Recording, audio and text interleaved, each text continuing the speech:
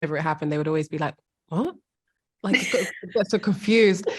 My first question is, can you tell me a little bit about the process of becoming Whitney? Your studying process, you're learning about her. How was it? It took about 8 months, of looking at her accent, the way she moves, of her history, her relationships with people. It took about 8 months of me working with different people who were experts in their field to figure out how I was going to portray Whitney with quality, as much quality as I could conjure. And yeah, it was a task. But I'm really lucky that I had that time and space to do it without rushing it. And the accent, oh my God, your accent's so different. It's so like, oh, it's so weird to talk with you like, you really sound like that? It's like, yeah, I know. I think it's quite strange. I used to use my American accent on set just so it was easier for me. And then by the end of the day, at the end of the day, I would stop and I would just talk as me. And whenever it happened, they would always be like, what? Like, got so confused, which is it's a great thing. Yeah, and I haven't actually talked in an American accent for a very long time. So yeah, it's gone now. It's a great American accent, really. The movie talks about more complicated issues in Whitney's life, such as drugs abuse and even a relationship that the singer never really assumed. For you, what's the importance of talking about this subject in this movie? Yeah, it's just, I think that's what makes us human is not only the things that make us happy and the things that are easy in life, but also the things that are hard.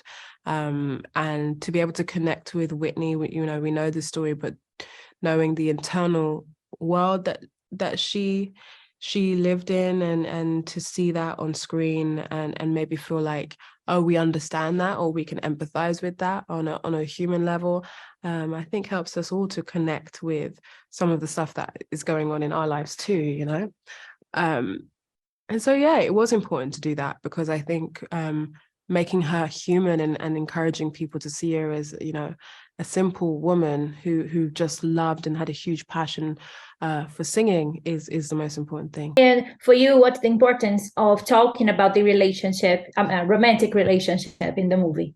For me, it's Robin's loyalty, and I led with that. That was like really important. And also the adoration and the love that they had for each other. Like, I believe that they are soulmates, and it was just really beautiful for it's gonna be really beautiful for the rest of the world. I'm really excited for her fans to see a different side of her, different relationships that she had that were, not out in the open, if you will. So that was really fun for me. And just the respect that they had for one another. Explain to me why, for example, we don't see her death.